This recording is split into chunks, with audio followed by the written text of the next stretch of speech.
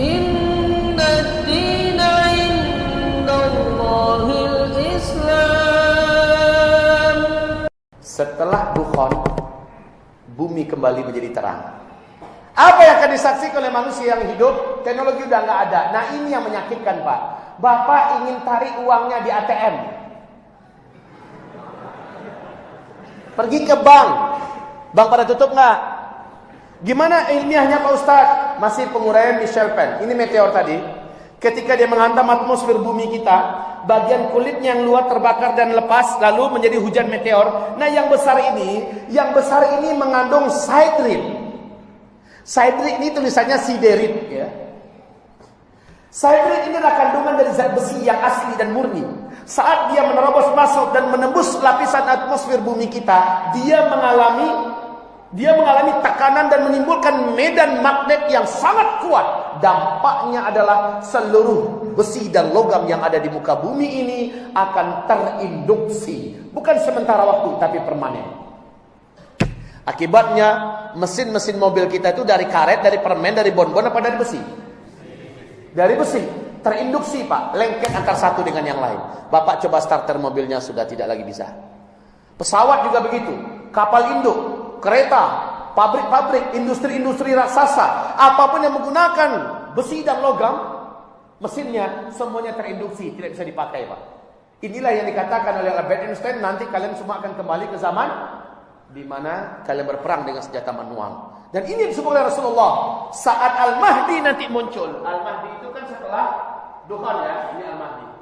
Al-Mahdi setelah Dukhan baru Dajjal. Urutannya begitu, ya. Nah, kaum muslimin, saat Al-Mahdi nanti muncul, kalian semua akan kembali seperti zaman sekarang. Kaum muslimin yang kami muliakan, siderit ini juga menimbulkan gelombang elektromagnetika yang teramat sangat tinggi. Dampaknya adalah semua sinyal yang ada buyar. Semua listrik yang ada padam, bumi gelap gulita. Pantesan Nabi mengatakan, kamu berusaha menempelkan telapak tangan kamu ke arah mata kamu, kamu tidak mampu melihat apa-apa. Saking gelapnya, orang berusaha menghidupkan listrik, udah mati, Pak, listrik. Sinyal-sinyal udah nggak ada. Ini HP-HP canggih kayak gini, ketika dukhon selesai, ini akan menjadi mainan di air nanti, Pak. Mobil-mobil yang cakep-cakep yang harganya 500 juta, 600 juta, 1 miliar dan 3 miliar dan seterusnya akan menjadi besi rongsokan. Paling-paling dikeluarkan besinya yang di bawah itu supaya nggak memberatkan, bannya terus dipakai untuk ditarik oleh kuda dan pedati.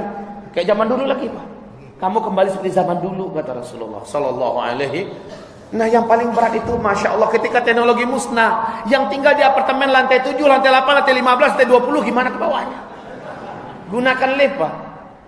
Air kita mengalir ke rumah melalui pump enggak? Pump itu pakai teknologi. Gimana nasib orang-orang yang hidup di kota-kota, Pak, yang menggunakan teknologi ini? Maka benar-benar kita akan kembali kepada sumur timba. Gali sumur lagi supaya bisa bertahan hidup. Yang stres itu orang tinggal di kota, Pak. Kemana-mana dia selalu diantarkan dan dimanjakan oleh sepeda motor dengan mobil. Ini nggak bisa dipakai.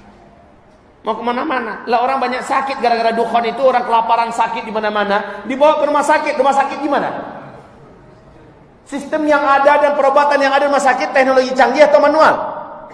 Teknologi canggih, semuanya berhenti karena nggak ada listrik. Tidak lagi mampu memproduksi obat-obatan, habis kaum muslimin. Ya Allah, ya Rabb. Pada saat itu manusia benar-benar merasakan beban hidup yang sangat berat. Yang paling tamanung, Pak, orang yang punya tabungan banyak di bank. Tabungan hasil korupsi, atau tabungan hasil menabung dan dia kikir menginfakkannya di jalan Allah selama ini. Barulah terpikir, kalau mau pergi ke ATM nggak bisa dibuka, ke bank-bank pada tutup. Ya, yang dia miliki hanyalah sertifikat tanah doang. Buku tabungan jumlahnya 7,5 miliar. Buku tabungan jumlahnya 155 miliar. Buku tabungan jumlahnya 275 juta. Tapi nggak ada yang bisa ditarik satupun. Ya Allah, Bapak tahu, Ibu tahu kenapa hari ini Cina gila-gilaan mengumpulkan emas di muka bumi ini? Bapak tahu rahasianya kenapa? Amerika hari ini merampok emas di mana-mana. Merampok emas di Libya, merampok emas di Yaman, merampok emas di Irak dan Indonesia sudah digarap emas kita di Freeport dan sebagainya. Kenapa wahai hamba-hamba Allah? Kenapa hari ini Rusia gila-gilaan mengumpulkan emas dan beli emas dengan senyap? Karena kalau terang-terangan dikatakan emas akan sulit didapatkan, harganya membumbung tinggi. Mereka senyap-senyap mengumpulkan emas sebanyak-banyaknya. Nabi mengatakan saat Al-Mahdi nanti muncul, kalian semua akan kembali seperti zaman sekarang. Uang-uang kalian akan kembali kepada dinar dan dirham. Dinar itu emas, Pak. Dirham itu adalah perak. Akan kembali kepada emas dan perak. Saat itu mata uang kalian akan seperti daun-daun kuning yang berguguran dari batangnya dan dipermainkan oleh daun yang akan menjadi kertas-kertas seperti daun-daunan kuning yang berguguran dari pohonnya, dipermainkan oleh anak-anak kalian di pinggir jalan. Masya Allah. Zaman Nabi nggak ada kertas, tapi Nabi menyebutkan uang kalian nanti akan menjadi uang kertas yang nanti akan kembali seperti daun-daun kuning yang tidak berharga di pinggiran jalan, dipermainkan oleh anak-anak. Saya punya sahabat namanya Bapak Prayudi yang baru saja menyelesaikan doktoralnya di bidang ekonomi global, ekonomi dunia di Perth, Australia. Sebulan yang lalu kami berjumpa. Apa kata beliau? Merinding beliau menceritakannya dan beliau tidak mampu. Apa kata beliau? Ustaz, apa yang Ustaz uraikan ini? Saya sebagai pengamat dan ahli di bidang masalah ekonomi dunia. Beliau kerja di BI, Pak. BI Pusat, beliau termasuk di antara yang menentukan kebijakan BI Pusat. Beliau mengatakan, benar sekali Ustaz. Ekonomi dunia pada tahun 2018 akan mengalami krisis global yang sangat parah. Euro dan dolar Amerika sudah tidak dianggap, bisa jadi sudah tidak berharga. Amerika hancur, Eropa tumbang.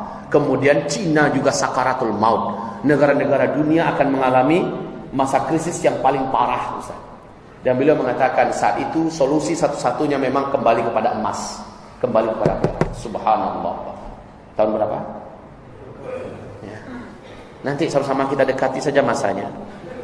Kita lihat apa yang akan terjadi. Di akhir 2017 dunia sudah mulai kacau. Dari segi keuangan dan segi ekonomi mulai jatuh seluruhnya. 2018 chaos secara global dalam masalah ekonomi. Kita mengalami krisis moneter terparah dalam sepanjang sejarah umur dunia.